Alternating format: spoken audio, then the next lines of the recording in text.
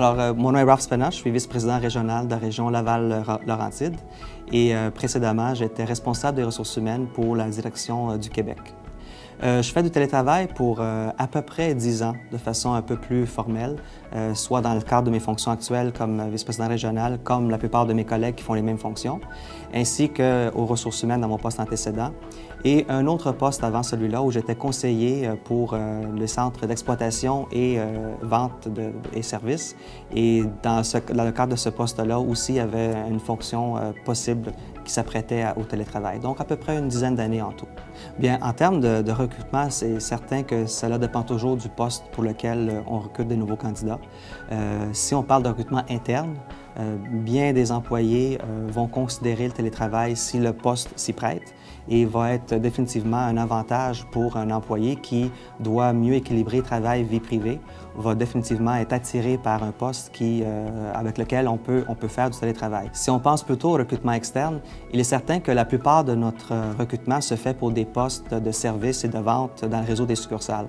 Et dans ce cas-là, le recrutement de candidats, le poste ne se prête pas autant au télétravail car on veut avoir des spécialistes en conseil et services qui rencontrent et conseillent nos clients.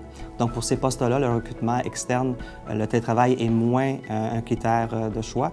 Par contre, à l'interne, définitivement, pour certains postes, les employés qui postulent voient le télétravail comme étant un grand avantage pour bien équilibrer l'ensemble de leurs responsabilités, tant personnelles que professionnelles. Il y a vraiment différentes catégories de postes, comme vous pouvez vous imaginer. RBC est une grande entreprise avec des fonctions très différentes et très diversifiées.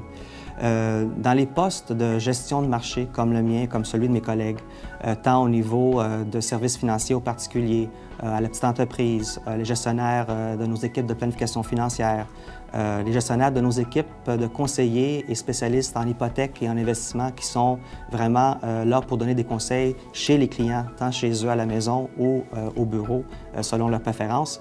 Tous ces gestionnaires de marché-là, définitivement, ont une capacité de faire du télétravail pour pouvoir être plus présents dans leur communauté, être plus présents avec leurs clients, plus présents avec leurs collègues.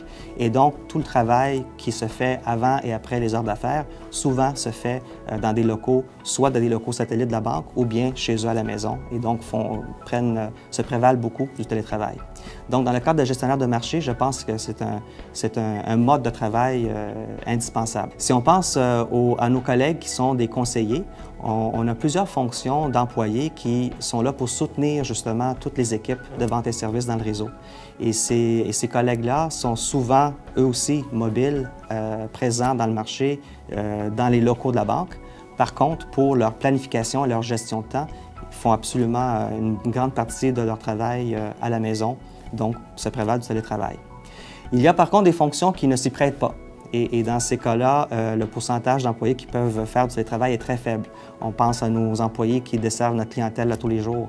On pense à nos employés qui sont dans des rôles de chef d'équipe où une présence physique est requise au bureau, dans les locaux de la banque. Donc, il y a un très faible pourcentage pour ces types de fonctions-là. Donc, ça peut varier de différentes fonctions, dépendant de la nécessité et l'exigence d'être physiquement présent tous les jours dans ces fonctions. Il est évident que le télétravail est beaucoup une fonction de la technologie et l'équipement qu'on a pour faire du télétravail. Si on pense tout simplement à il y a 20 ans où on n'avait même pas encore un système de boîte vocale, il y a plusieurs fonctions d'aujourd'hui qui ne pourraient même pas être faites à distance il y a 20 ans. Alors, il est évident que c'est la technologie qui non seulement aide les entreprises à mettre de l'avant des programmes de souplesse et de télétravail, mais c'est la technologie même, on est dépendant de la technologie pour avoir d'autres opportunités qu'aujourd'hui on ne connaît même pas. Avec la technologie de la caméra web qu'on vient d'installer dans certaines de nos fonctions, c'est évident qu'il y a 10 ans même, on n'aurait pas pu avoir une gestion d'équipe à distance et faire un rapprochement visuel comme on a aujourd'hui. Définitivement, avec l'évolution de la technologie, tant au niveau de nos lignes téléphoniques, aux conférences web, à l'accès au courriel, au BlackBerry, au cellulaire, et avec la téléphonie IP qui va être instaurée dans certains autres secteurs d'activité, définitivement que le télétravail va prendre une place importante, non seulement pour les employés, qui ont de plus en plus un équilibre et des exigences personnelles et professionnelles à équilibrer, mais aussi pour les entreprises. Il est évident que les entreprises, pour avoir un succès à l'avenir, doivent continuer d'évoluer avec la technologie pour ensuite pouvoir offrir d'autres contextes de travail dans lesquels le télétravail peut être instauré.